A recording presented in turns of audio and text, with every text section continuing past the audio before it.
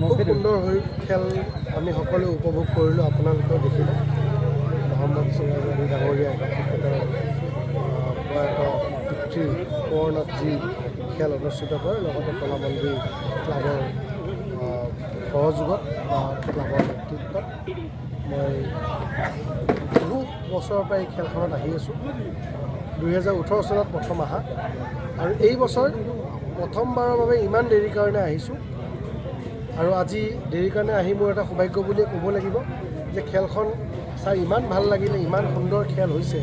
আৰু ফাইনেল বুলি যিখন একদম ফাইনেল খেল বুলি আমি সকলোৱে জানো যে একদম গৰম খেল এখন হ'ব লাগে বা হয়, আজি ফাইনেল খেলখন খুব সুন্দৰ দেখা পালোঁ। আপোনালোকে চালে আৰু খেলখন চাই মোৰ এটাই অনুভৱ হৈছে যে আমাৰ এই অঞ্চলত আমি আগতেও কৈছোঁ ফুটবলৰ ক্ষেত্ৰত যুৱচামৰ মাজত এক বিশাল প্ৰতিভা ইয়াতে লুকাই আছে।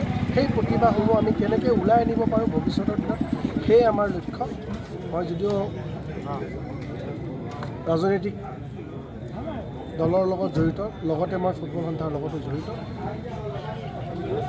মোৰ সপোন এইটোৱে যে ভৱিষ্যতৰ দিনত আমাৰ এই বৃহত্তৰ পলাশবাৰী অঞ্চলৰ পৰা, আৰু এইটো নহয় যে খালী আমাৰ ৰাভা হাছঙৰ এৰিয়াতেই ভাল ভাল খেলা প্লেয়াৰ আছে।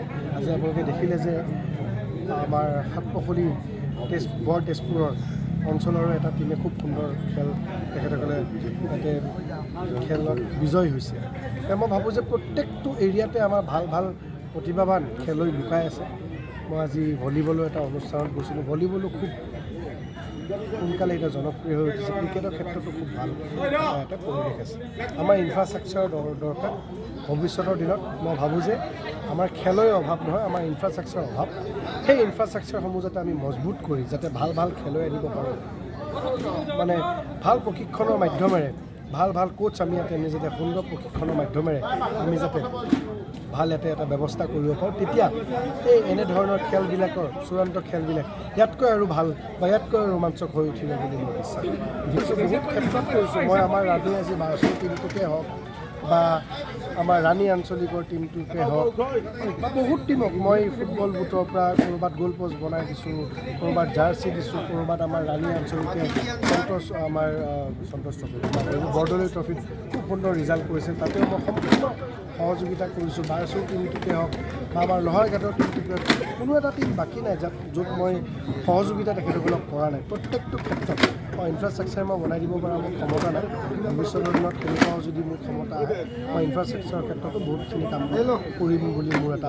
মই চাওক আজি 18 বছৰ ধৰি এই খেলখন চলাই আছোঁ। মোৰ দেউতাৰ নামত নাজিৰ আলী সোঁৱৰণী ফুটবল প্ৰতিযোগিতা খেলা আৰু আজি চূড়ান্ত খেল। আৰু এই খেলখনৰ মই গোটেইখিনি খৰচ বহন কৰি আহিছোঁ। ইয়াত প্ৰাইজ মানি আছে। প্ৰথম প্ৰাইজটো 30,000 টকা, দ্বিতীয় প্ৰাইজটো 20,000 টকা। আৰু এই খেলখন সম্পূৰ্ণ পৰিচালনা কৰে আমৰগাঁও কলামন্দিৰ সংঘই। গতিকে খুব সুন্দৰকৈ আপোনালোকে দেখিছে আজি প্ৰায় 10,000 মানুহ ইয়াত খেলপথাৰত উপভোগ কৰিছে। আৰু মোৰ ভাল লাগিছে যে এই অঞ্চলত প্ৰায় 50-60খন গাঁও আছে। এই অঞ্চলত 50-60খন গাঁৱৰ ভিতৰত এখন খেল হৈছে। আৰু ইয়াৰ যিবিলাক আমাৰ উঠি অহা ডেকা ল'ৰা প্ৰজন্ম, তেওঁলোকে ইয়াৰ উৎসাহ এটা পায় আৰু খেলৰ আজি মানদণ্ডটো খুব সুন্দৰ হৈছে দুয়োটা দলৰে। গতিকে মই আজি নিজে খুব ভাল পাইছোঁ যে আমাৰ আজি খেলখন খুব সুন্দৰভাৱে পৰিচালিত হৈছে আৰু খুব সুন্দৰভাৱে খেল উপভোগ কৰি ৰাইজে আৰু খুব সুন্দৰভাৱে খেলিছে আমাৰ দুয়োটা দলে। মই যিমান দূৰ পাৰোঁ চেষ্টা নিশ্চয় ৰাখিম। যিহেতু এই অঞ্চলত মই কৈছোঁ আপোনালোক যে 50-60খন গাঁৱৰ মাজত মাত্ৰ এখনেই খেল, আমাৰ এখনেই মাত্ৰ ফুটবল খেল, যিখন খেল নেকি পৃথিৱীৰ ভিতৰত জনপ্ৰিয় খেল। গতিকে এই খেলখনৰ মোৰ সদায় চেষ্টা এটা থাকিব যাতে ইয়াৰ ৰাইজে উপভোগ কৰা এটা সুবিধা পায়।